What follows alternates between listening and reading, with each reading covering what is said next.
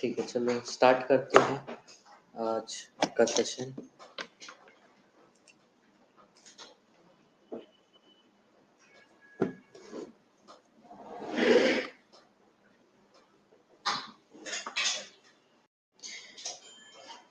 देखो, आज हम अगेन एक न्यू टॉपिक स्टार्ट करने जा रहे हैं जिसका नाम है रिग्रेशन। ठीक है, और आगे आने वाले टाइम पे आप इसे रिग्रेशन एनालिसिस के नाम से जानेंगे। ठीक है, स्टैटिस्टिक्स में यहाँ पर जो नाम है वो सिर्फ और सिर्फ आपको रिग्रेशन के बेसिस पे मिलेगा कि रिग्रेशन एक टॉपिक है जिसको हम स्टडी करने वाले हैं। ठीक है, रिग्रेशन बेसिकली होता क्या है, आप सपोज जैसे हमने आज से पहले पढ़ा कि हमारे पास कोई एक फैक्टर है ए,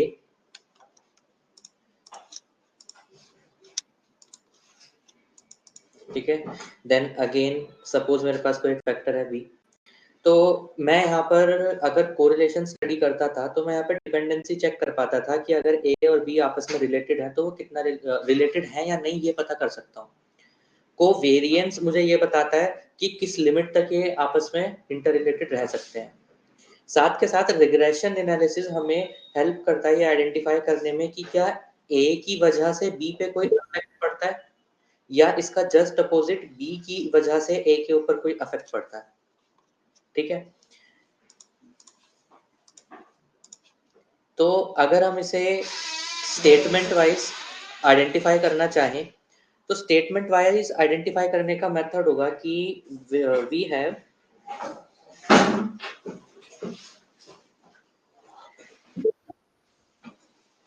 some relationship between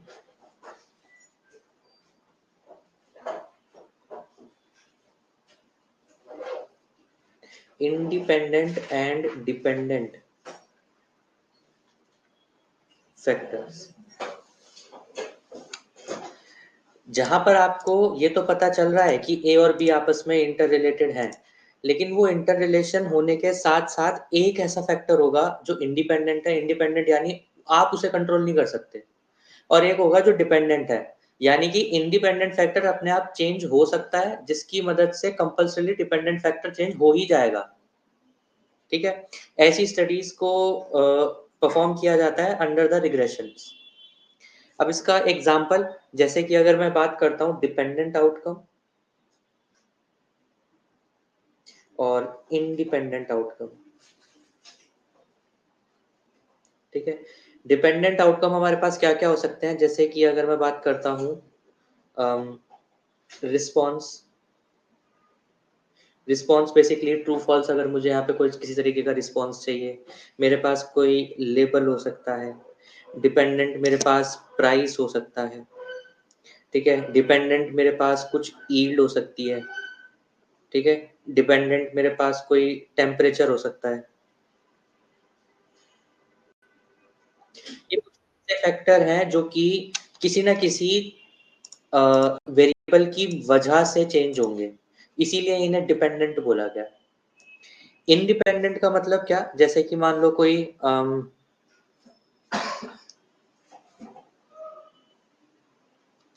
इंडिपेंडेंट आप कह सकते हो जैसे कि टैक्सेस।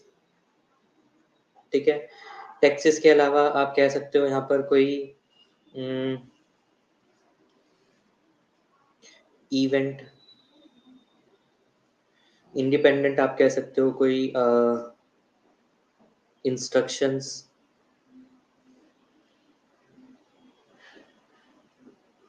ठीक है, इवेंट्स एंड इंस्ट्रक्शंस का मतलब क्या है कि सपोज मैं कहता हूँ कि रेनफॉल होनी ही होनी है, लेकिन अब वो रेनफॉल हमारे क्या नाम है कंट्रोल में नहीं है कि कितनी होगी।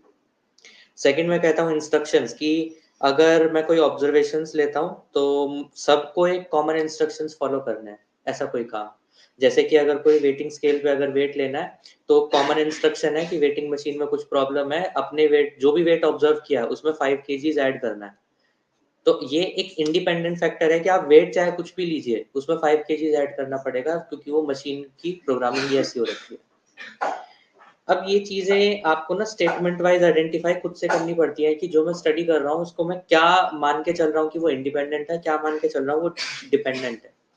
अगर आपको बोल दिया जाए कि एक रियल लाइफ एग्जांपल अगर हम बोलते हैं कि मैं एक प्रोडक्ट तैयार करता हूँ, ठीक है, ये मेरा प्रोडक्ट है और इस प्रोडक्ट को तैयार करने में कुछ रिसोर्सेज लगते हैं मुझे, ठीक है, एक रिसोर्स ए है, एक रिसोर्स बी है, एक रिसोर्स सी है, एक रिसोर्स डी है। ये चारों रिसोर्सेज को आपस में इस्तेमाल करके इनको मैन्युफैक्चर करके देन ये प्रोडक्ट तैयार होता है। कंपल्सरी आपको बोल दिया जाए कि जितनी भी क्वांटिटी इस्तेमाल हो रही है, आप चाहते हो जो सी वाला रिसोर्स है उस सी रिसोर्स को चेंज ना किया जाए। सी रिसोर्स हमेशा फिक्स रहना चाहिए। ऐसे केस में मुझे क्या पता चलेगा कि मैं फिर या तो ये चेक कर सकता हूँ क्या सी और डी का आपस में कोई इफेक्ट है। जैसे कि अगर मैं बात करूँ वायरिंग और बटन्स, ठीक है, मैं बात कर सकता हूँ यहाँ पर वायरिंग और लेबर चार्जेस, वायरिंग और ट्रांसपोर्टेशन कॉस्ट, वायरिंग और प्लास्टिक बॉडी, वायरिंग और लाइटिंग्स, ठीक है। ये ऐसी कुछ एक प्रोडक्ट को तैयार करने में अलग अलग फैक्टर हो सकते हैं जहाँ मुझे डिसाइड करना है कि ये वाला जो मेरे पास डिस्ट्रीब्यूटर है, वेंडर है, ये तो फिक्स है, मैं इसकी प्राइसिंग में, इसकी रूल्स एंड रेगुलेशंस में, इसकी मैनेजमेंट में, कॉस्टिंग में, ट्रांसपोर्टेशन में कुछ चेंज नहीं कर सकता। लेकिन कोई दूसरा फैक्टर ढूंढना होगा जिसमें चेंज हो सकता है। क्यों? क्योंकि फिर मुझे इस प्रोडक्ट की जो प्राइसिंग है उसे कंट्रोल मैनर में फिर तैयार करके रखना है। ऐसी सारी स्टडीज को रिग्रेशन बेसिस पे स्टडी किया जाता है। अब देखो रिग्रेशन के भी ना मेजॉरिटी तो दो टाइप्स होते हैं, जिन दो टाइप्स की मदद से आगे 18 डिफरेंट टाइप्स बनते हैं। हमें वो सारे नहीं करने, हम वो सारे क्यों नहीं करने उसका भी रीजन है। पहले मैं आपको दो मेजर कैटेगरी बताता हूँ फिर आपको समझ आएगा, ठीक है। दो मेजर कैटेगरी क्या है, मैं कहता हूँ सी फैक्टर मैंने बोला इंडिपेंडेंट है, डी फैक्टर मेरा डिपेंडेंट है। अब मैं इस सी और डी के बीच में स्टडी परफॉर्म करता हूँ, इसको बोला जाएगा लीनियर रिग्रेशन, ठीक है, जहाँ पे सी फिक्स है, डी फिक्स नहीं है। तो एक ऐसा फैक्टर जो डिपेंडेंट है, एक ऐसा फैक्टर जो इंडिपेंडेंट है, अगर वो स्टेप कर रहा हूं तो लीनियर रिग्रेशन कहलाया जा रहा है।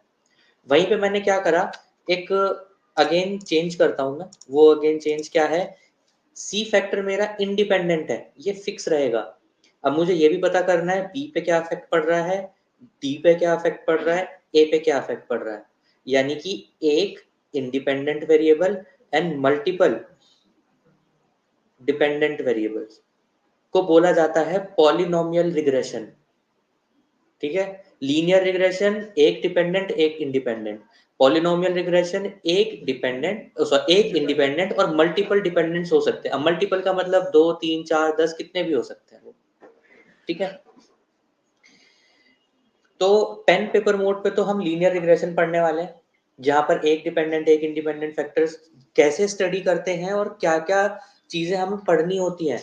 अगर हमें ये पता चल जाए तो फिर हमें जितनी भी अदर रिमेनिंग कैलकुलेशंस हैं वो सारी ऑलरेडी करी कराई मिलेंगी, क्योंकि मुझे रिग्रेशन को कैसे जस्टिफाई करना है, उसका मतलब कैसे डिकोड करना है वो पता चल गया है।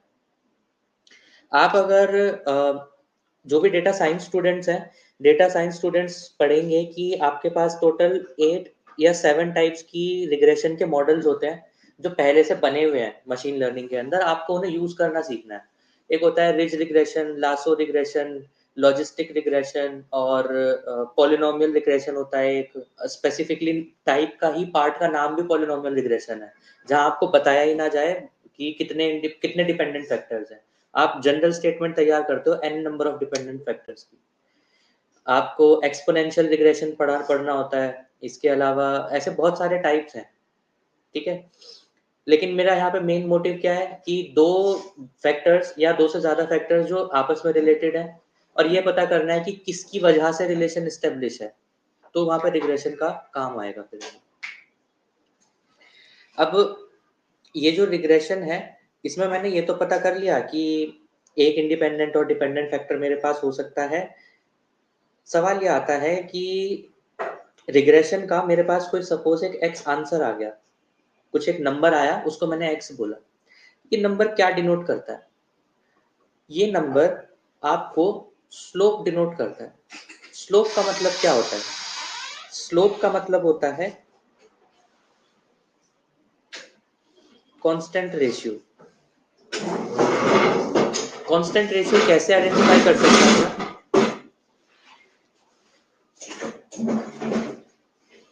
सपोज मेरे पास जो दो फैक्टर्स है जो मुझे स्टडी करने हैं, उसमें से एक फैक्टर x है, एक फैक्टर y है, ठीक है। और मैंने बोला कि मुझे कुछ इस तरीके का रिलेशनशिप एस्टेब्लिश होकर मिलता है ये x और y के बीच में। तो मैं ये कहना चाहता हूँ कि अगर मैंने ऐसा मान के चला कि ये मेरा स्टार्टिंग वैल्यू थी, ये मेरा एंडिंग वैल्यू थी। अगर मैंने यहाँ पर एक लाइन ड्रॉ करी है तो मैं कह सकता हूँ कि मेरे पास यहाँ पर इनफाइनाइट पॉइंट्स होंगे, जिन पॉइंट्स को आपस में कनेक्ट करके मैंने यहाँ पर एक लाइन को एस्टेब्लिश किया है। नॉर्मली हमारे पास जब ग्राफ क्रिएट करा जाता था तो एक पॉइंट दे दिया, दूसरा पॉइंट दे दिया, दोनों को आपस में कनेक्ट कर दिया, वो लाइन बन जाती थी, है ना। लेकिन अगर मेरे पास एग्जैक्टली इस तरीके का कर्व मिल रहा है तो मैं इसको अगर पॉइंट डेसिमल पॉइंट के बाद 3, 4, 5 डिजिट्स तक भी स्टडी करता हूँ तो मैं कह सकता हूँ कि बहुत सारे पॉइंट्स हो सकते हैं जिनके कलेक्शन से मुझे एक कर्व मिला है। वो कर्व, ये लाइन यहाँ पे मुझे शो हो रही है। तो मैं अगर ये पता करना चाहता हूँ एक पॉइंट से दूसरे पॉइंट के बीच में जो डिफरेंस है, वो डिफरेंस कितना है, वो कहलाया जाता है स्लोप, जिसको मैंने यहाँ पे नाम दिया कॉमन रेशियो। तो रिग्रेशन आपको ये स्लोप फाइंड करने में हेल्प करता है, जिसको अगर मैं मैथमेटिकली बोलना चाहूं तो मेरे पास यहाँ नंबर क्या क्या थे, एक मेरे पास x था और एक मेरे पास y था, यही था ना। अगर मैं एक एग्जांपल के तौर पे कहता हूं कि मैं x को ग्राम में मेजर कर रहा हूं और y को सपोज लीटर में मेंशन कर रहा हूं फॉर एन एग्जांपल, तो अगर मैं x के अंदर 1 ग्राम वैल्यू इंक्रीज कर देता हूं तो y में कितना चेंज आएगा। अगर मैं x के अंदर 5 ग्राम्स चेंज कर देता हूं तो y में कितना चेंज आएगा। अगर मैं x के अंदर 7 ग्राम्स चेंज करता हूं तो y में कितना चेंज आएगा।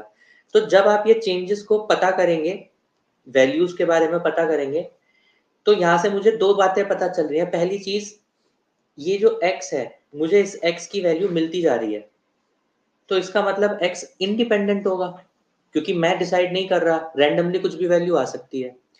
लेकिन x की एक वैल्यू पे y की दूसरी वैल्यू मिलेगी मुझे कैलकुलेट करके, तो यानी कि y मेरा डिपेंडेंट हो जाएगा।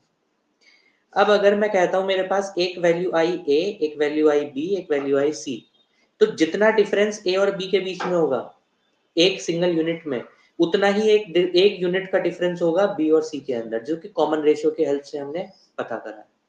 ये कॉमन रेशियो हमें बताता है कि x की ग्रेजुअली चेंजेस आने पे y पे क्या इम्पैक्ट पड़ रहा है, कितना इम्पैक्ट पड़ रहा है। ठीक है, सभी को क्लियर है ये चीज, रिग्रेशन क्या है, कैसे फाइंड करना है। अब क्योंकि हम यहाँ पर जो रिग्रेशन पढ़ रहे हैं वो x और y की डिपेंडेंसी के बेसिस पे पढ़ रहे हैं, तो हमें दोनों मेथड चाहिए। हमें यहाँ पर इस तरीके से टेबल वैल्यूज में कुछ, मतलब ऐसा जरूरी नहीं है बहुत सारी, आप 3-4 वैल्यूज भी फाइंड आउट करके बता दें तो बहुत है। आप अगर ऐसा ये लाइन की बात करते हैं तो ऐसा कर्व और लाइन ड्रॉ करना पड़ेगा 2-3 लाइन से। जब जिनके यूनिवर्सिटी एग्जाम्स में होता है या डेटा साइंस, डेटा एनालिसिस के जिनके कोर्स होते हैं, उसमें उन्हें करना पड़ता है। क्योंकि अगर देखो सिंपल सी चीज है, आपने यहाँ पे क्या करा, 2 पॉइंट फाइंड कर लिया कि मेरा पहला पॉइंट ये रहा, दूसरा पॉइंट ये रहा। तो देखो 2 पॉइंट तो हमेशा स्ट्रेट लाइन ही ड्रॉ करेंगे ना। आपको कैसे पता चलेगा कि ये लाइन इस तरीके से बनेगी, ऐसी लाइन होगी, स्ट्रेट लाइन होगी, या फिर कुछ इस तरीके से आपको कर्व मिलेगा, जब आपके पास कम से कम 4 से 5 पॉइंट होंगे। तो आप अलग-अलग 4-5 पॉइंट को जब प्लॉट करते हो तब पता चलता है कि क्या ये चारों पांचों कॉमन पॉइंट जो मुझे मिल रहे हैं वो कंपल्सरी स्ट्रेट लाइन ही आ रही है, क्या वो एक यूनिफॉर्म लाइन है, क्या वो नॉन यूनिफॉर्म लाइन है, या वो कोई कर्व है, या कोई अलग तरीके की लाइन है, या स्लोप इंटरसेप्ट है, क्या है वो 4-5 पॉइंट से ही पता चलेगा। ठीक है, मान लो 3 पॉइंट्स की वैल्यू आई, ये मेरा पहला पॉइंट, ये दूसरा पॉइंट, ये तीसरा पॉइंट, चौथे पॉइंट पे कुछ ऐसा आंसर आ रहा है। ठीक है, ऐसा नॉर्मली नहीं देखने को मिलता, लेकिन पॉसिबिलिटी है कि हो भी सकता है। ठीक है, तो अल्टीमेटली मैं कर्व कैसा ड्रॉ करूंगा, ऐसे और फिर ऐसे स्ट्रेट, जिसके लिए 2-3 पॉइंट्स आप ड्रॉ करके और उसके बाद ग्राफिकल रिप्रेजेंटेशन और ये मैथमेटिकल रिप्रेजेंटेशन दोनों करते हैं। सवाल आता है कि हम जब इसे प्रैक्टिकली पढ़ेंगे तो कैसे करेंगे। तो देखो, एमएस एक्सेल में तो आपके पास ऑप्शन होता है डायरेक्टली जो भी आपको वैल्यू गिवन है ना, जैसे ये x 157 ऐसे यहाँ भी वैल्यू गिवन होगी, वो आपको खुद ही करके दे देगा। बात करते हैं पाइथन प्रोग्रामिंग की। पाइथन प्रोग्रामिंग में भी आपको ऐसे नंबर्स भी मिल सकते हैं और इन नंबर्स की हेल्प से ग्राफ भी बन सकता है। दोनों तरीके उसमें अप्लाई होते हैं। अब देखो, स्टडी करने के दो तरीके होते हैं। स्टडी करने के तो नहीं कह सकते, आप ये समझो कि दो मेजर मेथड्स होते हैं। पहला मेथड तो ये है कि आप अपने डेटा को किसी को समझाने से पहले खुद भी समझोगे।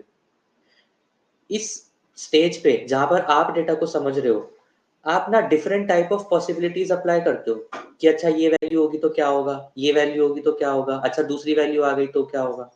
जब आप वो पैटर्न समझ गए, उसके बाद ही तो आप किसी दूसरे पर्सन को समझा पाएंगे। तो ये काम को जनरली एनालिसिस की टर्म्स में कंसिडर किया जाता है एक्सप्लोरेटरी डेटा एनालिसिस। ठीक है, कि आप अपने डेटा को एक्सप्लोर कर रहे हो, आपने अलग अलग वैल्यूज निकाली, आपने कॉम्प्लेक्स कॉम्प्लेक्स डायग्राम पढ़े, कॉम्प्लेक्स टाइप की कोई सिचुएशंस पढ़ी, और बहुत अलग अलग तरीके की ट्रेंड लाइंस निकाली। जो हम रिग्रेशन के ये कर्व पढ़ रहे हैं, ऐसे कर्व निकाले, कर्व का क्या मतलब है, उसे कैसे लिखते हैं, वो सब चीजें आपने आइडेंटिफाई करी। लेकिन जब बात आती है आपके डेटा को एक्सप्लेन करने की, तो उसे बोलते हैं एक्सप्लेनेटरी डेटा एनालिसिस। तो एक्सप्लेन करते टाइम पे मेजर कॉम्प्लेक्स चार्ट्स का इस्तेमाल नहीं करना है। ऐसे टाइम पे आपको सिंपल टू सिंपल जितने भी रिप्रेजेंटेशन हो सकती है, क्योंकि देखो आप एक ऐसे इंसान को समझाने वाले हो जिसने मैथ्स और स्टैटिस्टिक्स की एबीसीडी भी नहीं पढ़ी। उसके सामने आप एक ऐसा चार्ट रख दो जिसमें 3-4 अलग-अलग कॉम्बिनेशन ऑफ चार्ट्स यूज हो रहे हैं, तो वो देख के वहीं कंफ्यूज हो जाएगा कि इसको भी उतना नहीं समझ आया होगा और ये मेरे को भी नहीं समझ आ रहा। आप जितना ज़्यादा ईज़ी सिंपल टर्म्स में सामने वाले को समझा सकते हो, आपका टास्क उतना ज़्यादा अच्छे से कंप्लीट होगा। ठीक है?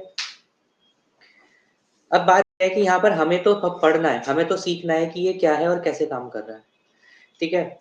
इसके लिए आपको बोला था, एक तो वो जो स्लोप इंटरसेप्ट फॉर्म था लाइन का, जिसको हम जनरली बोलते हैं y equals to mx plus c।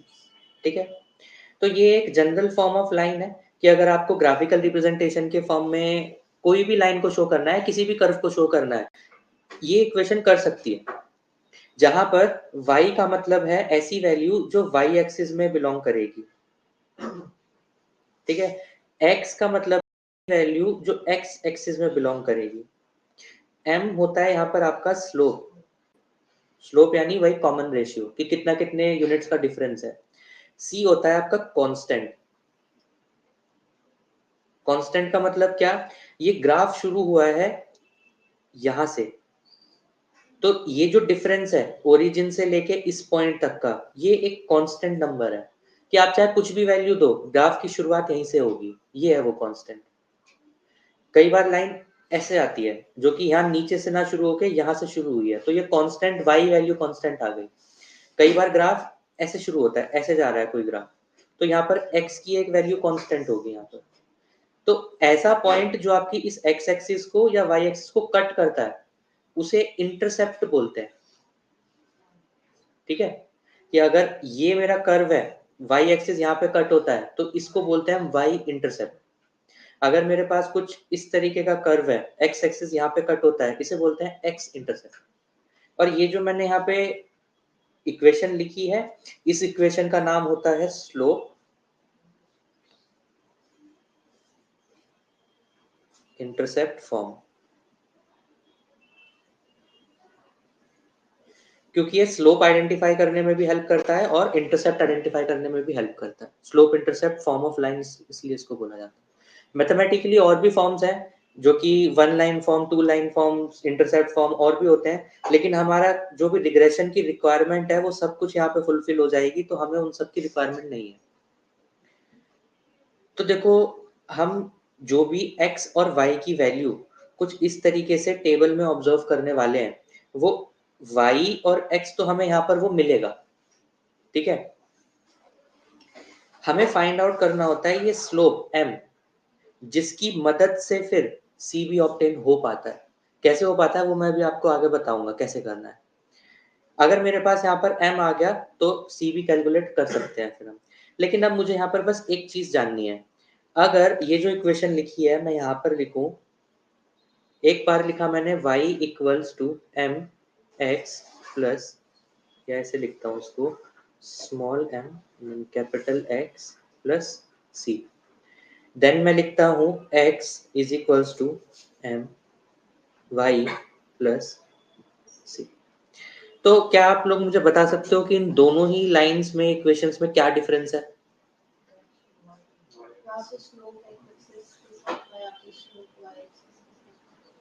हाँ ठीक है, और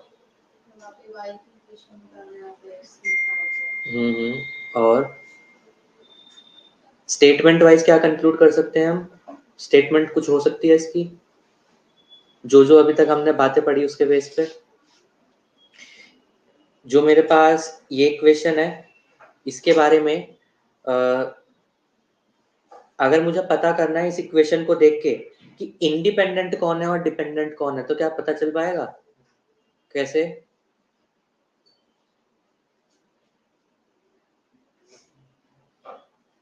एक बार कोई वैल्यू रख कर देखो, यहाँ पर वैल्यू का मतलब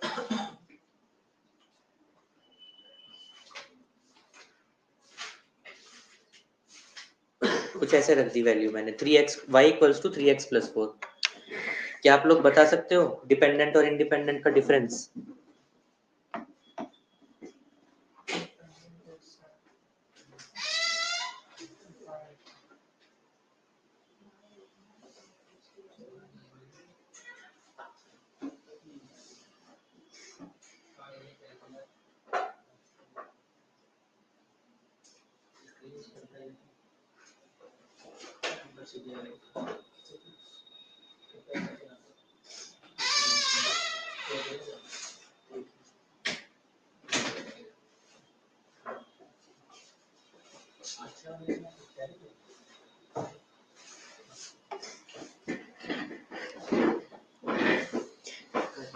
मैथ्स में नॉर्मली कभी ऐसे LHS और RHS पढ़ा था?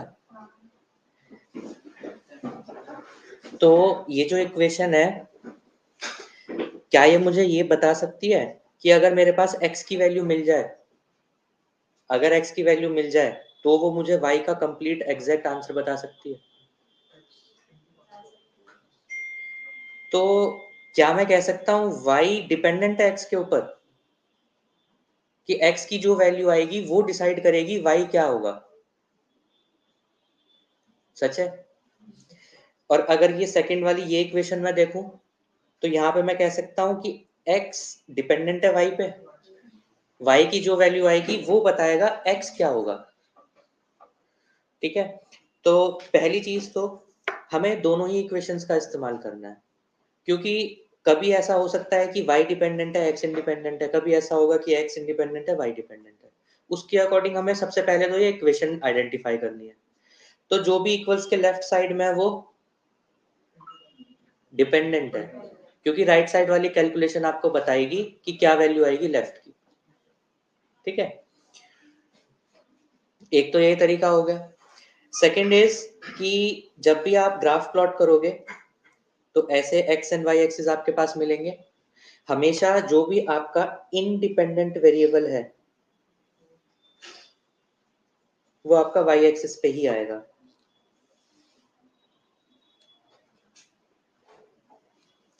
तो अगर आप पढ़ रहे हैं y equals to m x plus c, तो x की वैल्यू आपको कहां प्लॉट करनी है?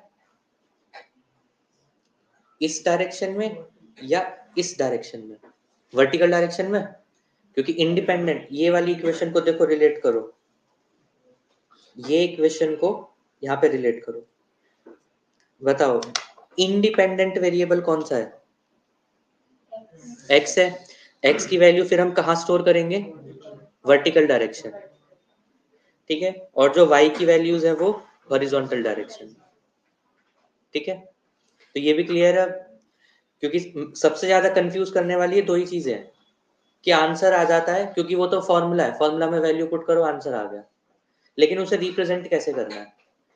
तो हमेशा बस ये याद रखो, जो हमने स्टार्टिंग जब करी थी स्टैटिस्टिक्स की, तो फ्रीक्वेंसी रखते थे वाई एक्सिस पे, कोई भी चार्ट हो, जैसे वो बात याद रखी वैसे ये बात याद रखनी है कि रिग्रेशन का कोई भी पार्ट पढ़ोगे आप, हमेशा इंडिपेंडेंट फैक्टर आपको वाई एक्सिस पे मिलेगा। ठीक है, अच्छा अब देखो ये जो स्लोप इंटरसेप्ट फॉर्म मैंने यहाँ पर आपको लिखा है, ये ना मैथ्स के अंदर लाया करता है, ठीक है। इस फॉर्मूले का नाम भी मैथमेटिकली ही एस्टेब्लिश किया है। अब जब हम यहाँ पर रिग्रेशन पढ़ते हैं और स्टैटिस्टिक्स की बात करते हैं, तो देखो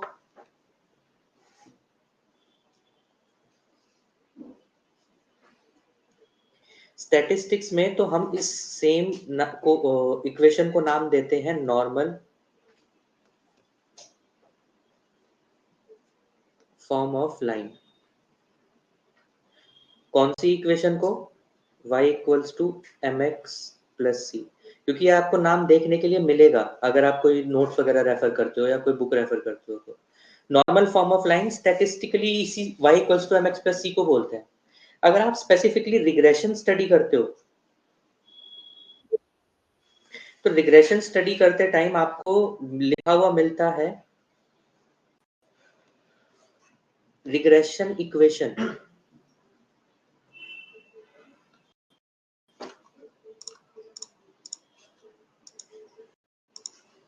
अभी रिग्रेशन इक्वेशन जो है ये एग्जिस्ट करती है दो पार्ट में। पहला पार्ट है x ऑन y और दूसरा पार्ट है y ऑन x। इसका मतलब क्या होगा कि जो रिग्रेशन इक्वेशन है x डिपेंडेंट है y पे और जो दूसरी लाइन है यहाँ पे y डिपेंडेंट है x पर। तो जो रिग्रेशन इक्वेशन है वो बनेगी कुछ इस तरीके से,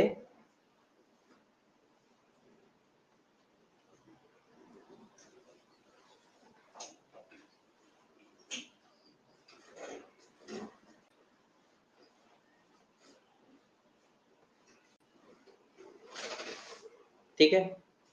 कुछ ये आपको इक्वेशन लिखी हुई मिलेंगी जब आप स्टैटिस्टिकली स्पेसिफिक रिग्रेशन स्टडीज करते हैं, इसको रिग्रेशन इक्वेशन बोलेंगे फिर, ठीक है।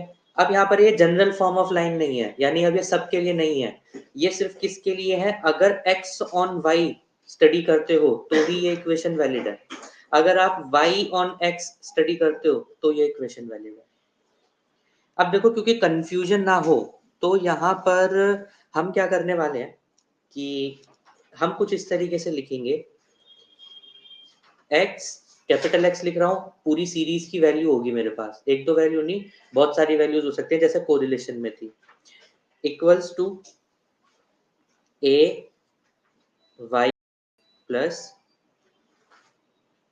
b, ठीक है।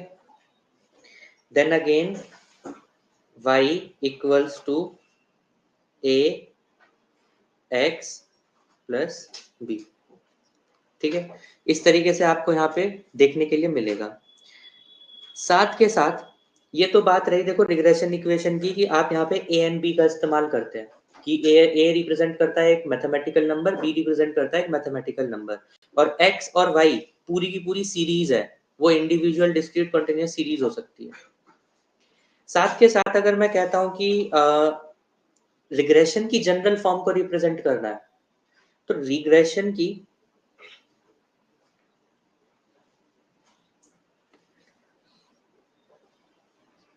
General form of equation,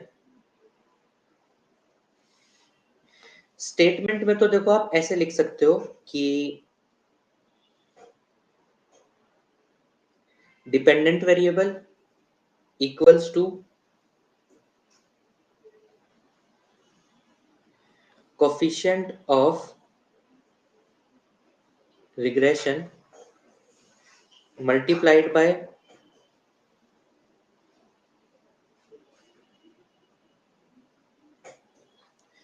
independent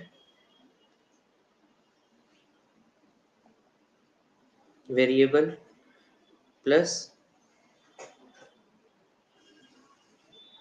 constant number, ठीक है। कि कोई डिपेंडेंट वेरिएबल होगा उसको मल्टीप्लाई जाएगा किया जाएगा कोफिशिएंट ऑफ रिग्रेशन से। अब ये कोफिशिएंट ऑफ रिग्रेशन क्या है? अगर मैं ये सेम स्टेटमेंट यहाँ से कंपेयर करूं तो मैं कह सकता हूँ वो कॉमन रेशियो स्लोप को यहाँ पे नाम दे दिया कोफिशिएंट ऑफ रिग्रेशन, एक्चुअल में मैथमेटिकली वही है, बस मैंने नाम दे दिया यहाँ पे क्योंकि रिग्रेशन स्टडीज कर रहा हूँ। एक constant number at the end मुझे लास्ट में मिलेगा। देखो एक इंडिपेंडेंट नंबर बी यहाँ पर है जिसके साथ कोई अदर फैक्टर एसोसिएटेड नहीं है। ठीक है, अगेन ये तो स्टेटमेंट वाइज कंक्लूजन हो गया। अगर मैं यहाँ पर लिखना चाहता हूँ एक लाइन की फॉर्म में, तो देखो रिग्रेशन इक्वेशन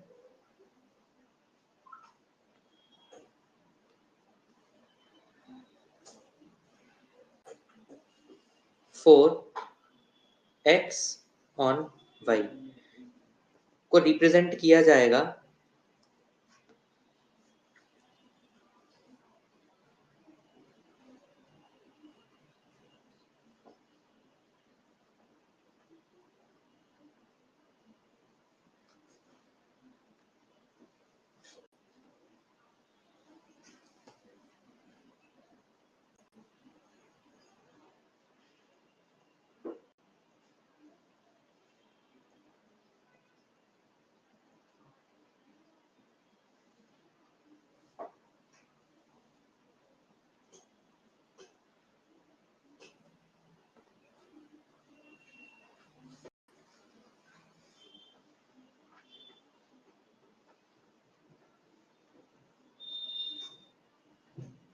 कुछ इस तरीके से। ठीक है, जहां पर ये b ऑफ एक्स वाई, यहां लिखता हूं मैं b ऑफ एक्स वाई या फिर b ऑफ वाई एक्स, ये दोनों ही कहलाए जा रहे हैं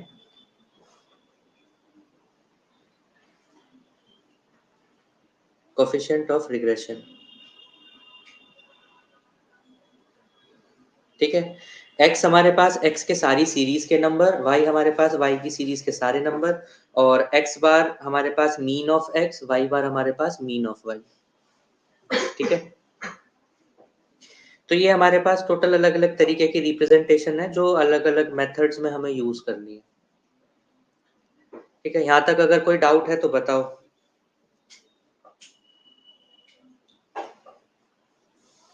ऑनलाइन सभी को समझ आया है?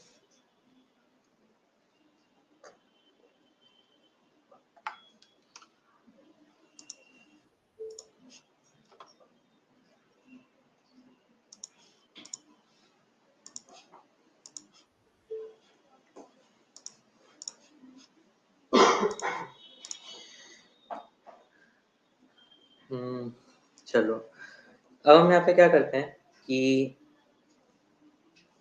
एक एग्जांपल शुरू करते हैं और मेथड फाइंड करते हैं। देखो रिग्रेशन कोफिशिएंट,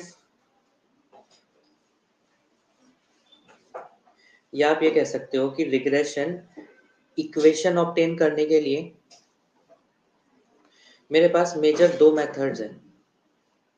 फर्स्ट होता है नॉर्मल फॉर्म और सेकंड होता है यूजिंग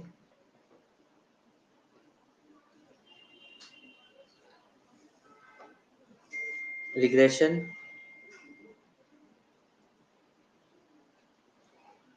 कोफिशिएंट। ठीक है, जिसमें ये रिग्रेशन कोफिशिएंट के तीन अलग अलग मेथड्स होते हैं। ठीक है, वो मेथड्स मैं आपको बताऊंगा। इससे पहले सबसे पहली चीज जो नॉर्मल फॉर्म हमने लिखा है, नॉर्मल फॉर्म आप यहाँ पर ऊपर की तरफ देखिए। जब हम specifically exact b of x y, y और एक्स ऐसा नहीं लिख रहे और यहाँ पर इन टर्म्स में वैल्यू फाइंड कर रहे हैं, उसको बोलते हैं नॉर्मल फॉर्म। नॉर्मल फॉर्म को कैसे लिखना और समझना है, उसके लिए नॉर्मल फॉर्म के कुछ फॉर्मूलाज हैं, वो हम यहाँ पर शुरुआत करने जाते हैं कि हम रिग्रेशन इक्वेशन फाइंड आउट कर रहे हैं।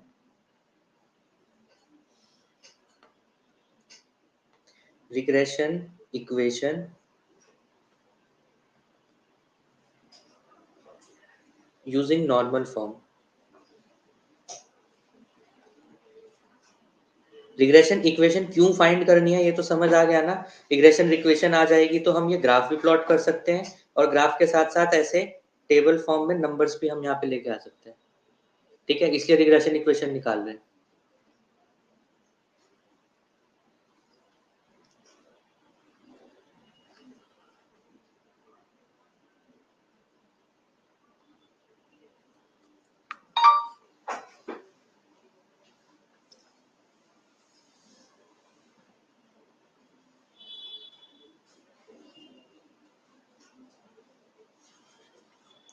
चलिए, सबसे पहले अगर आप रिग्रेशन फाइंड आउट कर रहे हैं और वो रिग्रेशन है आपका x ऑन y, यानी कि x डिपेंडेंट है y के ऊपर, तो आप फॉर्मूला कुछ इस तरीके से लिखेंगे, summation of x equals to n a plus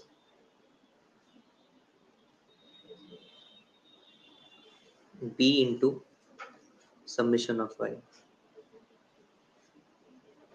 और सेकेंड इक्वेशन होगी summation of x Y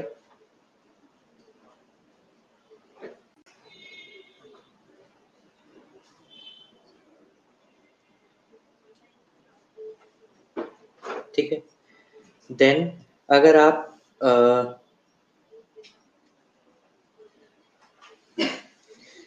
find out करना चाहते हैं y ऑन x, तो उसके लिए हम फॉर्मूला लिखेंगे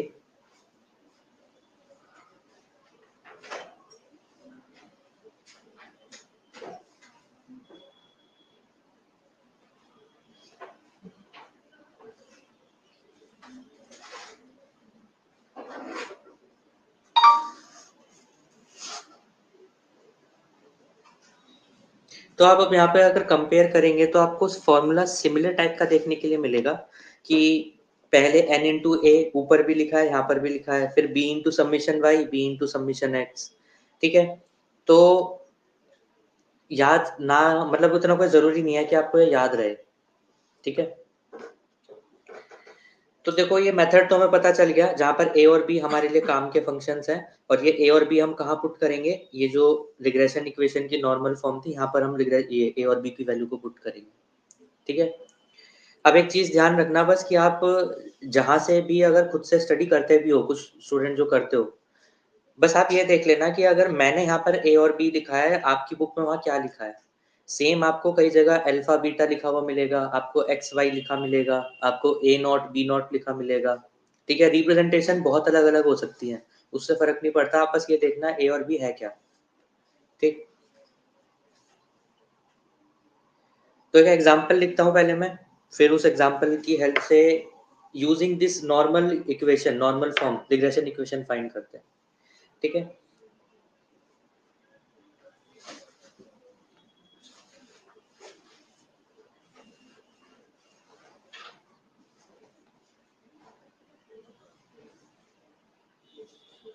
सपोज मेरे पास एक x है एंड एक y है, मैंने बोला x की वैल्यू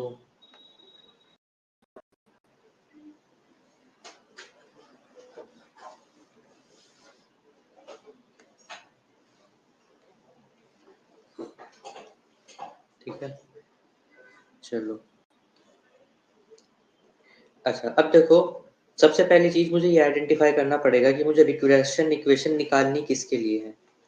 सपोज मैं ये कह देता हूँ कि मैं यहाँ पर x ऑन y की रिग्रेशन इक्वेशन निकालना चाहता हूँ, ठीक है। तो x ऑन y के लिए मेरे को जो फॉर्मूला यूज करना पड़ेगा वो ये वाला फॉर्मूला यूज होगा।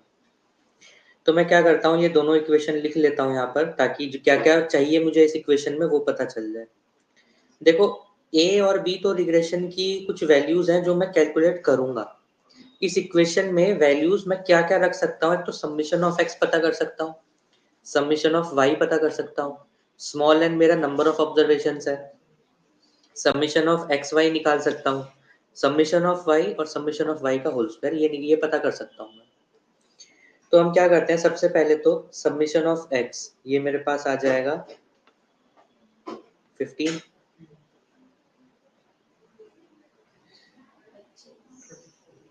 समेशन ऑफ y आ गया 25, देन वाई स्क्वायर भी निकालना है और एक्स वाई भी, पहले मैं एक्स वाई निकाल लेता हूँ। तो यहाँ पे x और y को मल्टीप्लाई करना है आपस में, 1 इंटू टू इज 2, 5 इंटू 10, ये हो जाएगा 9, 8 4 जा 24,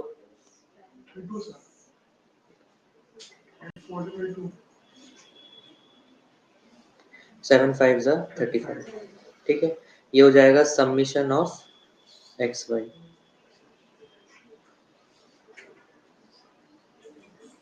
88,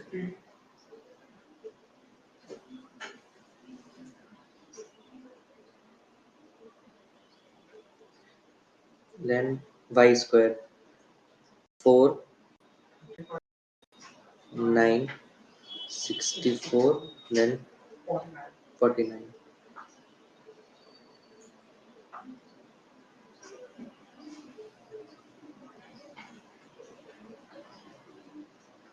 151 ठीक है।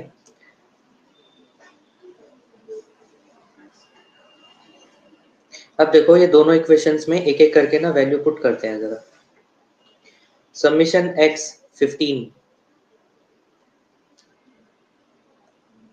Equals to number of terms है मेरे पास 5 इंटू ए, इसको मैं 5a लिख रहा हूँ, प्लस समीशन y है 25, ये हो जाएगा 25b। Summation of x Y ये है 88 25a plus 151b।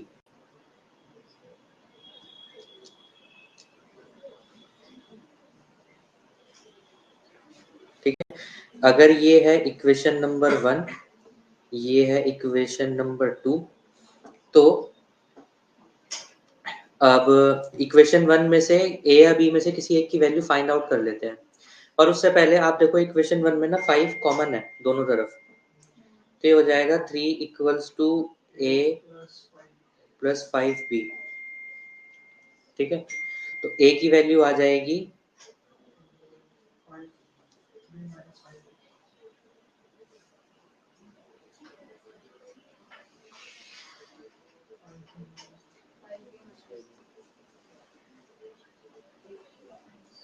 5b minus 3 कैसे होगा?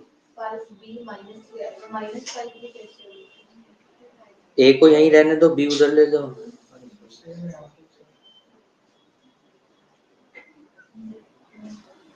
3 माइनस 5b ये a की वैल्यू हो गई। ठीक है, तो अब जहां पर सेकंड इक्वेशन में a है वहां पर सेम ये वैल्यू को पुट कर देते हैं, तो ये हो जाएगा 88 3 minus 5b into 25 plus 151b, तो ये हो जाएगा 75 माइनस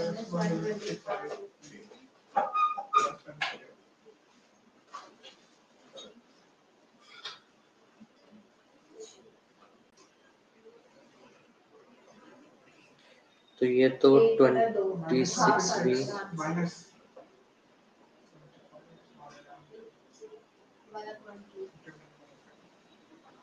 और अगर हम एग्जैक्ट देखें तो 0.5। ठीक है, तो अगर ये फर्स्ट सेकंड इक्वेशन थी, इसको मैंने बोल दिया कि ये मेरी थर्ड इक्वेशन थी, तो क्या मैं वैल्यू ऑफ b को पुट कर सकता हूँ इक्वेशन नंबर 3 में? तो put b in equation number 3, तो a इज इक्वल्स टू था हमारे पास 3 माइनस 5b,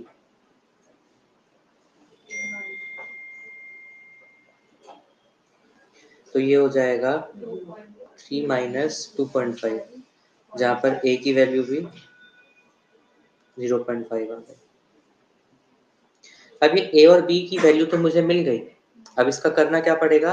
मैंने यहाँ पे आइडेंटिफिकेशन निकाली थी x ऑन y की, x डिपेंडेंट है y के ऊपर, तो मैं ऐसे लिख सकता हूँ x equals to ay plus b, ये मेरी रिग्रेशन की इक्वेशन होनी चाहिए थी। अब यहाँ पर x तो एज इट इज रहने देना है, a की वैल्यू है 0.5 y प्लस 0.5 b। देखो ये हमारी इक्वेशन, सॉरी b लिख दिया मैंने, ये हमारी इक्वेशन है जिसको मैं बोलूंगा अब यहाँ पे ये रिग्रेशन इक्वेशन आ गई।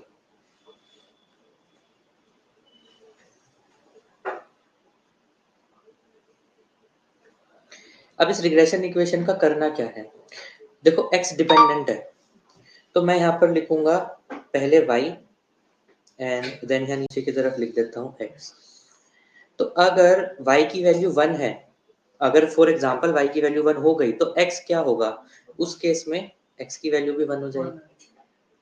सपोज कि अगर y की वैल्यू मैं ऐसा कहने लगूं कि 5 हो जाए, तो x की वैल्यू आएगी मेरे पास 3।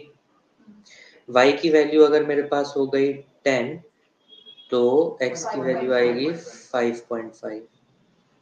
y की वैल्यू अगर हो गई मेरे पास 15, 7.5 प्लस 5 ये आ जाएगा 13 तो नहीं आएगा, 15 5 75, तो 7.5 प्लस 0.5। ठीक है, मेरे पास अब यहाँ पे देखो 4 वैल्यूज हो गई हैं। तो एक रफ आइडिया बेसिस पे भी सपोज अगर मैं यहाँ पर ऐसे एक ग्राफ प्लॉट करूँ, तो मेरे पास यहाँ पर इंडिपेंडेंट वेरिएबल है y। तो जो y की वैल्यूज है वो मैं यहाँ पर प्रिंट करूंगा, जैसे कि ये 0 तो ये है ही, मैं यहाँ पर 5, 10, 15, 20 अगर ये वैल्यूज लेता हूँ, देन अगेन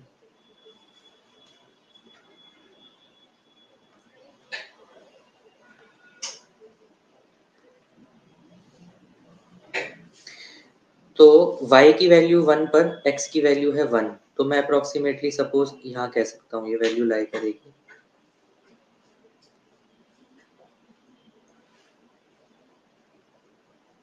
ठीक है, सेकंड y की वैल्यू 5 पर x की वैल्यू है 3, तो मैं कह सकता हूँ अप्रोक्सीमेटली कहीं यहाँ पर लाई करेगी।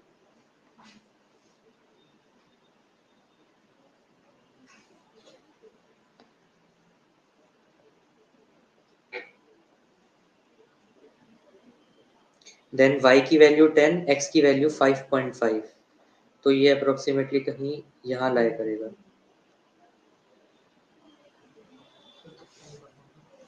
देन y की वैल्यू 15, x की वैल्यू 8।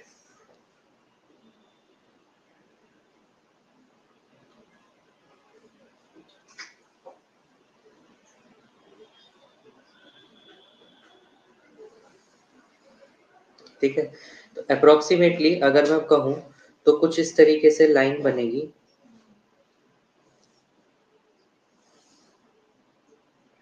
ठीक है, कुछ ऐसे करके।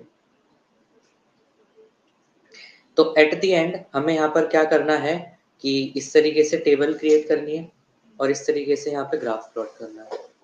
अब इसका मतलब क्या है? मतलब इसका देखो ये है कि अगर b की वैल्यू 0.5 है, तो इसका मतलब अगर सपोज ये जो इक्वेशन है, ये वाली इक्वेशन, यहाँ पर y की वैल्यू 0 हो जाए, y की वैल्यू 0 हो जाती है, तो x कितना है? 0.5 है। यानी कि चाहे जो ये इंडिपेंडेंट फैक्टर है y, उसको हम हटा भी दें, तब भी ये 0.5 वैल्यू रहेगी रहेगी x के लिए। जो इंडिपेंडेंट फैक्टर है अगर उसको y से डिसएसोसिएट कर दें या फिर उसका कोई फर्क पड़ना ही बंद हो जाए, तब भी b वैल्यू तो अफेक्ट करेगी करेगी x के ऊपर। अच्छा चलो, ये तो चलो कर ही रही है अफेक्ट, लेकिन अगर y भी आ जाए तो मिनिमम कितना, 1 यूनिट आ सकती है किसी भी चीज की, तो 1 यूनिट आने पर x भी कितना होगा? 1 यूनिट ही बढ़ेगा। इसके बाद अब जैसे यूनिट बाय यूनिट y बढ़ता रहेगा, हर यूनिट बाय यूनिट वैल्यूज का डिफरेंस 0.5 टाइम्स, अगर पॉजिटिव इंक्रीज हो रहा है तो ये भी पॉजिटिव इंक्रीज होगा, नेगेटिव इंक्रीज हो रहा है तो ये भी नेगेटिव इंक्रीज होगा। ठीक है, क्लियर है ये चीज सभी को? ऑनलाइन सभी स्टूडेंट बताओ।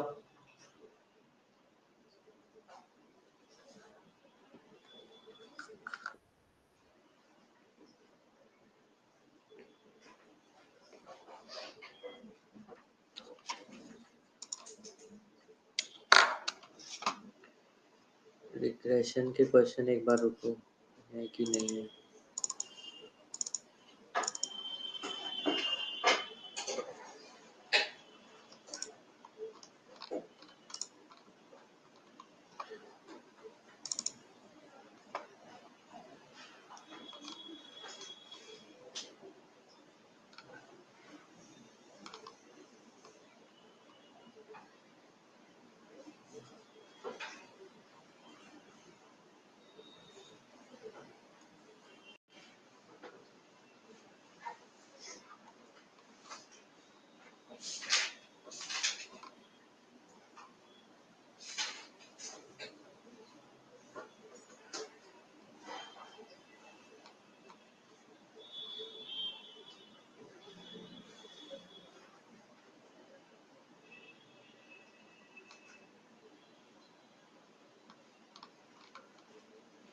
ठीक है, देखो ये कुछ रिग्रेशन से रिलेटेड और कोरिलेशन दोनों से रिलेटेड कुछ क्वेश्चंस हैं।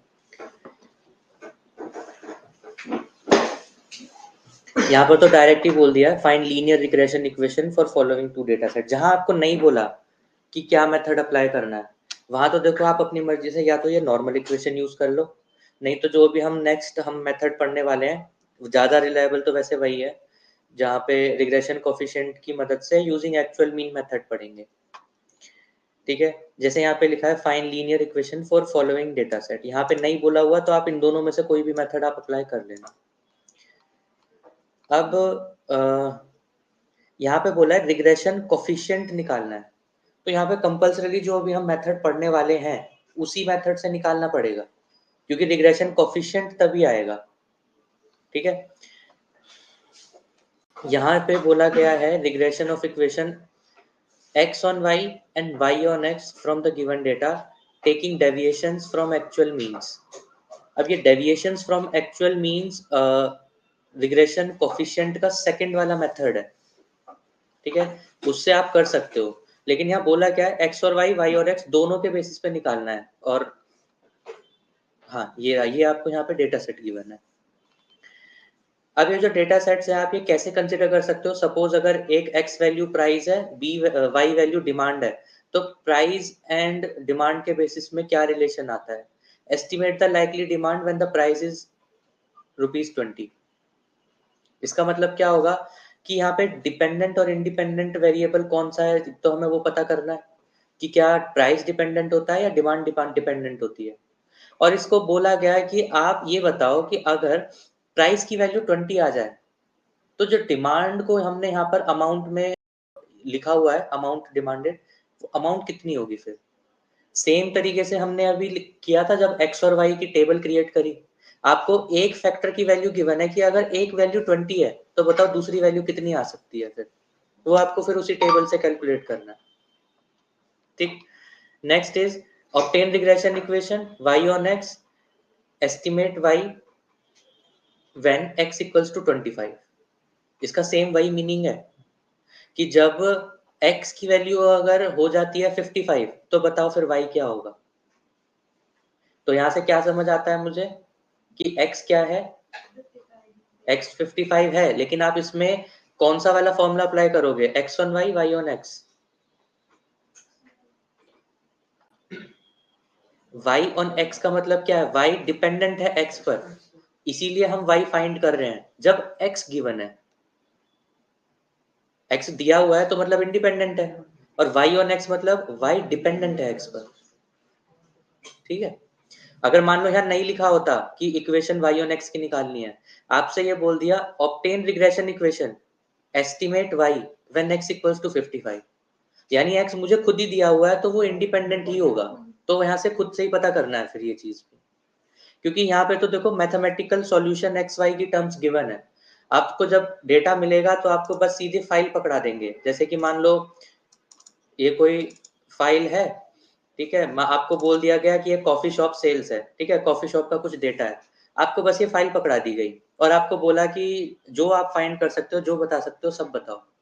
अब आपको यहाँ पे रिग्रेशन एनालिसिस करना है, तो आपको खुद ही आइडेंटिफाई करना पड़ेगा कि यहाँ पे डिपेंडेंट क्या है, इंडिपेंडेंट फैक्टर क्या है, कि प्राइजेस को डिपेंडेंट लूं, स्टोर आईडी को लूं, ट्रांजैक्शन टाइम को लूं, क्वांटिटी को लूं, या कौन से टाइप का प्रोडक्ट है उसे लूं, प्रोडक्ट की कैटेगरी को लूं, ये आपको आइडेंटिफाई करना है। ठीक है, तो अब देखो मेरे पास ऑर्डर कितने आते हैं, क्या वो मेरे ऊपर डिपेंडेंट है, तो यहाँ पे इंडिपेंडेंट फैक्टर हो जाएगा क्वांटिटी, कितने ऑर्डर्स आए हैं। अब डिपेंड करता है आप इससे क्या फाइंड कर रहे हो, क्या आपको पता करना है कि प्राइस में कितना डिफरेंस हो सकता है, प्राइस कितना कॉमन रेशियो इंक्रीज हो रहा है, या आपको यह पता करना है कि आपके पास यहाँ पे अगर क्वांटिटी गिवन है तो वो किस डेट के बेसिस पे गिवन है। ठीक है, किस मंथ में कितने ऑर्डर्स आए हैं आपके पास, तो आप क्या करोगे, पहले डेटा को सॉर्ट करो 1 जनवरी से 31 जनवरी तक, और यहाँ पे जो क्वांटिटी की वैल्यू गिवन है आप उसको डेट्स के बेसिस पे कन्वर्ट करोगे, पहली तारीख को इतने ऑर्डर, दूसरी तारीख को इतने ऑर्डर, तीसरी तारीख को इतने ऑर्डर आए, चौथी तारीख को इतने ऑर्डर आए, से लेके 31 तारीख को इतने ऑर्डर्स आए। ठीक है,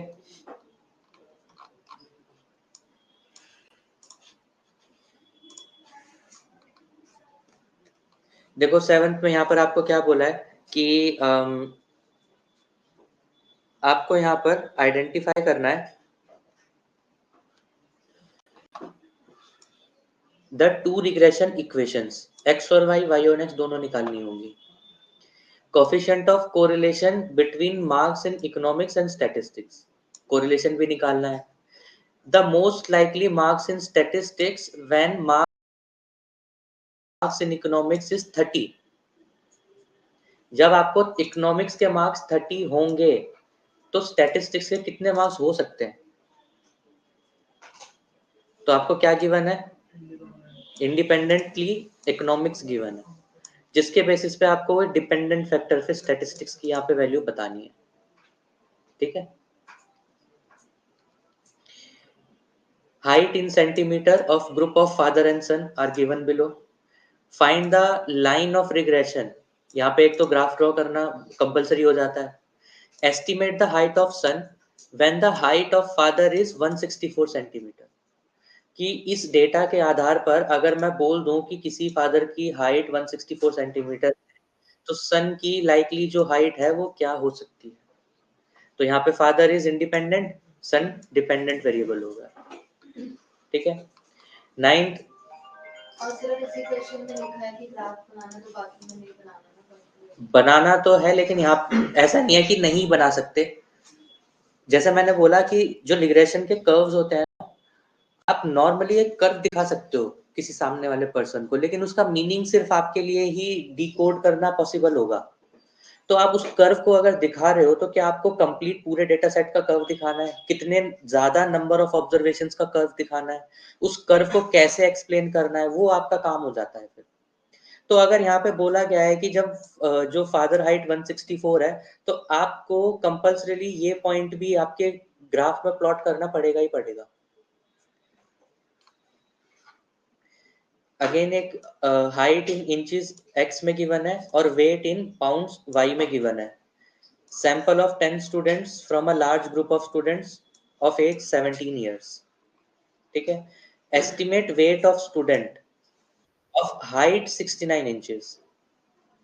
तो हाइट यहाँ पे क्या है? इंडिपेंडेंट होगा।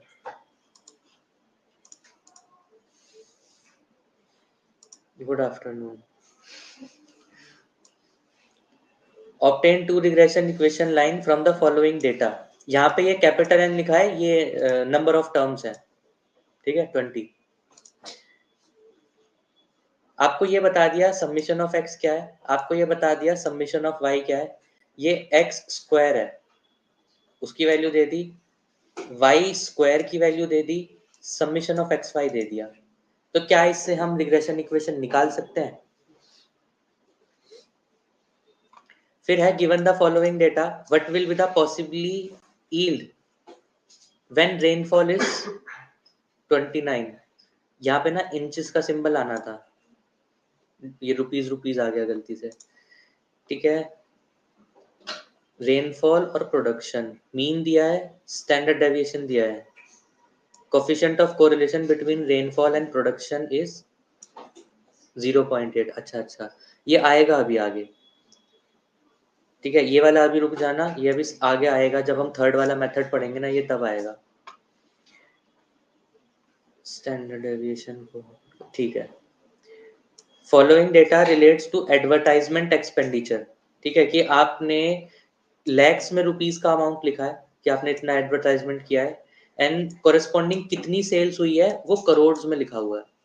ठीक है, यानी ये 40 लाख, 50 लाख, 38 लाख है, ये 38 करोड़, 60 करोड़, 55 करोड़ है। आपको ये बताना है कि अगर एडवर्टाइजमेंट का एक्सपेंडिचर 30 लैक्स किया जाए तो कितनी सेल्स ऑब्टेन की जा सकती है। ठीक है, तो क्वेश्चन सारे समझ आए? बस ये वाला एक ये अभी रहने देना 11th, बाकी सारा करना है इसके अलावा।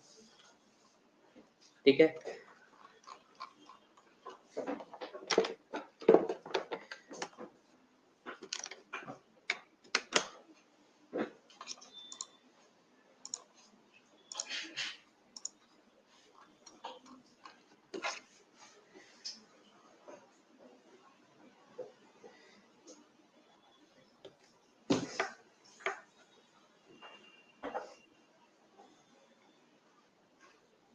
चलो अब चलते हैं सेकंड पार्ट की तरफ।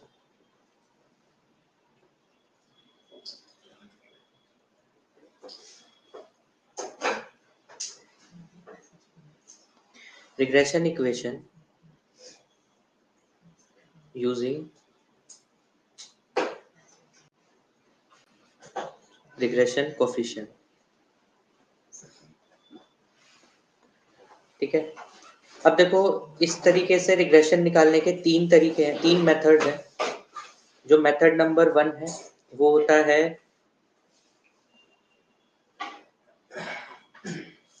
Using actual mean value of X and Y. X और वाई की जो एक्चुअल मीन वैल्यूज गिवन होंगी वहां से कैलकुलेट करना है मीन और तब कैलकुलेट करना है रिग्रेशन कोफिशिएंट। सेकंड मेथड होगा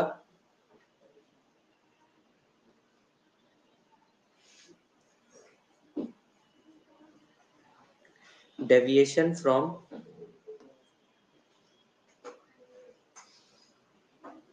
actual mean and third method होगा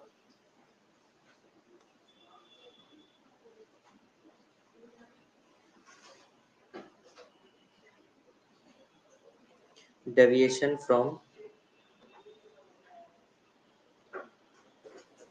एज्यूम्ड मीन। ठीक है, रिग्रेशन कोफिशिएंट की हेल्प से रिग्रेशन इक्वेशन फाइंड करने के ये तीन मेथड्स हैं। ठीक है, तो सबसे ज्यादा रिलायबल कौन सा है? Method number 1 using actual mean values of X and Y. और अगर इसके अलावा कोई रिलायबल मेथड है तो फिर वो ये नॉर्मल फॉर्म ऑफ इक्वेशन वाला मेथड है। ठीक है, डिपेंड अपॉन कि आपको अगर जैसे अभी एक क्वेश्चन पढ़ा था, आपको ये बता दिया जाए total value of X total value of Y ये सब क्या है, कितनी वैल्यू है, अगर ऐसा दिया है तो फिर नॉर्मल फॉर्म से ही आएगा। ठीक है, तो मेथड नंबर फर्स्ट स्टार्ट करते हैं।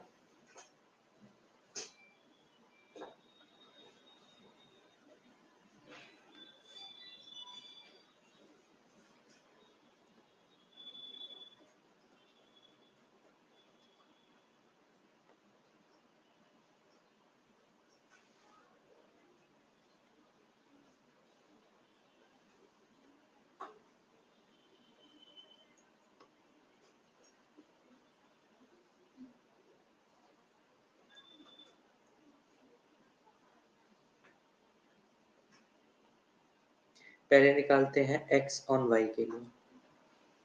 तो x ऑन y के लिए इक्वेशन होगी x minus X bar equals to b of x Y, x depend on y। ठीक है, ये भी इसी तरीके से लिखना होगा। मैं यहाँ पे अपने पास रिप्रेजेंटेशन b से कर रहा हूँ, आप अगर देखो कहीं और से अगर आप रेफर करते हो तो आप इस सिंबल चेक करना कि क्या लिखा है, y माइनस वाई बार, ये जनरल इक्वेशन है। जहां पर अगर मैं चाहता हूं कि b ऑफ एक्स वाई को कैलकुलेट करना है तो b ऑफ एक्स वाई की वैल्यू आएगी एज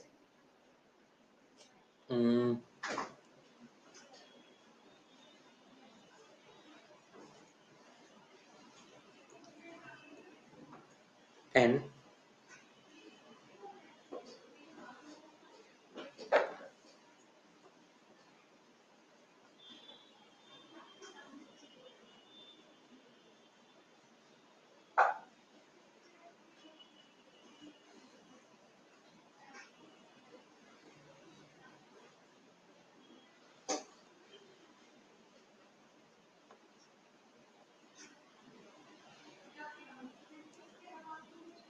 ठीक है, ये तो है फर्स्ट पार्ट।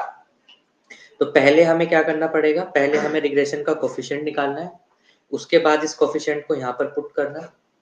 एक्स बार और वाई बार हमें अलग से कैलकुलेट करना है अपने डेटा से, जिसके बाद फिर हमारे पास ये फाइनली इक्वेशन आ जाएगी। ठीक है, तो सेकंड पार्ट की अगर हम बात करें बी वाई ऑन एक्स, तो सेकंड पार्ट हमारे पास आएगा अब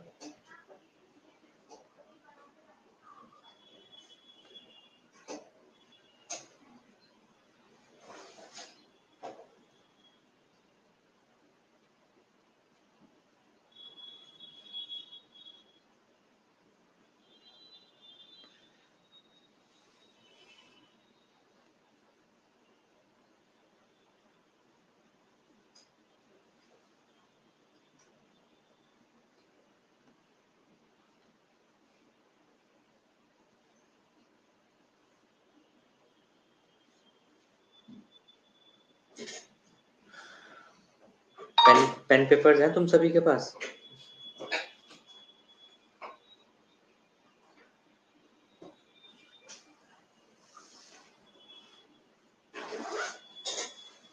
तो देखो summation x summation y X Y कैसे कैलकुलेट करना है वो सब तो पता ही है। एक बार अगर हम सेम एग्जांपल लेते हैं,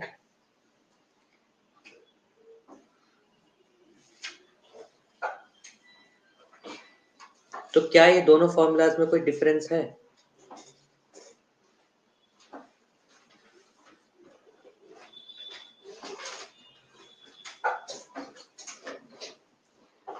करना ट्राई। किसके लिए? x1 y के लिए।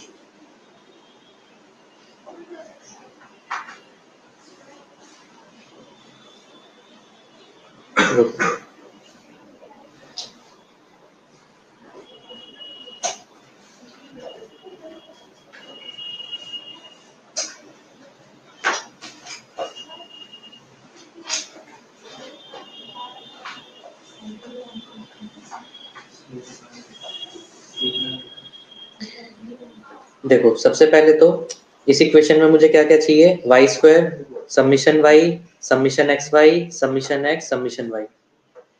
ठीक है।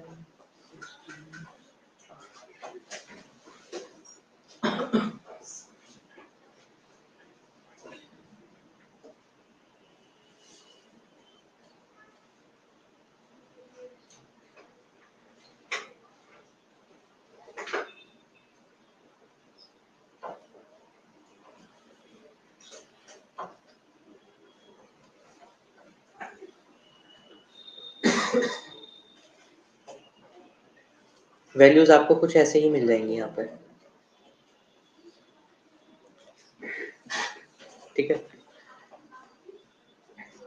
एक बार जरा फॉर्मूला में वैल्यूज पुट करते हैं। सबसे पहले number of terms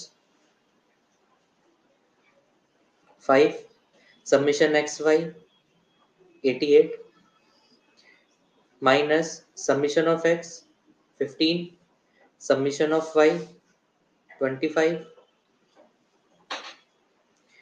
n is 5, summation y का स्क्वायर 151 माइनस समेशन y का होल स्क्वायर, ये आ जाएगा 25 का होल स्क्वायर, ठीक है।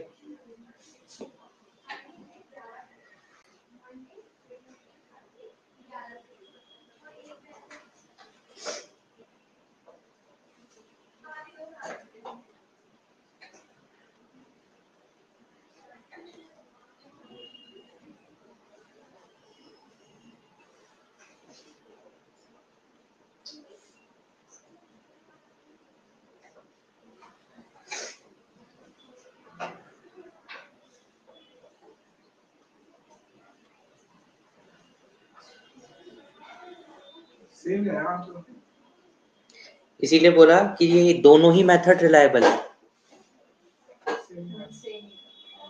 ठीक है। फर्क यहाँ पे आएगा कि कोफिशिएंट आने के बाद पहले डायरेक्ट इक्वेशन थी, अभी रिग्रेशन इक्वेशन है।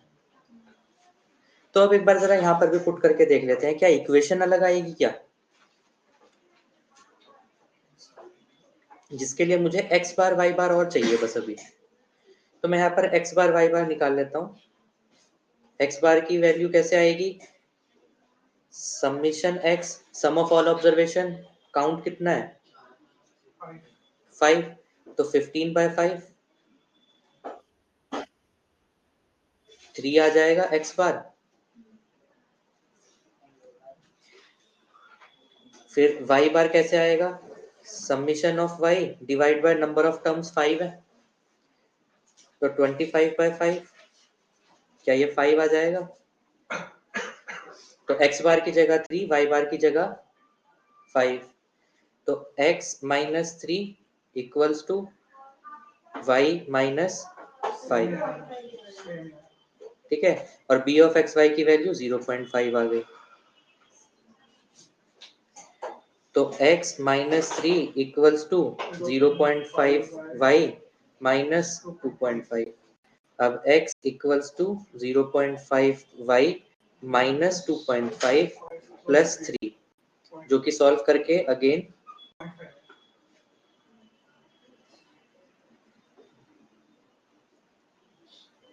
ये हमारी फाइनल इक्वेशन बन जाती है। 0.5 मल्टीप्लाई बाय 5, तो कुछ ऐसे सॉल्व होगा, 5 इंटू 0.5, पॉइंट हटेगा तो यहाँ पे 10 आ जाएगा, 5 5 जा 25 डिवाइड बाय 10, इसको सिंप्लीफाई करके 2.5 कर सकते हो।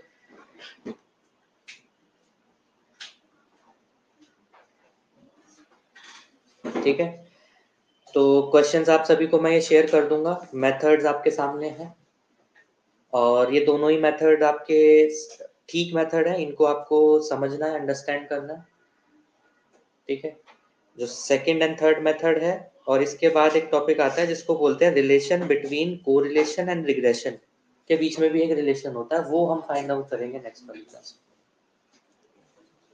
ठीक है।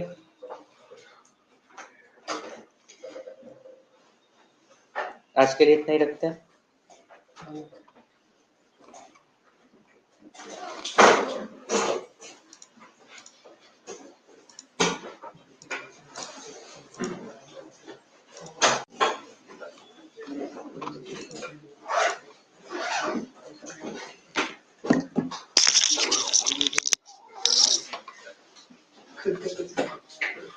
चलो फिर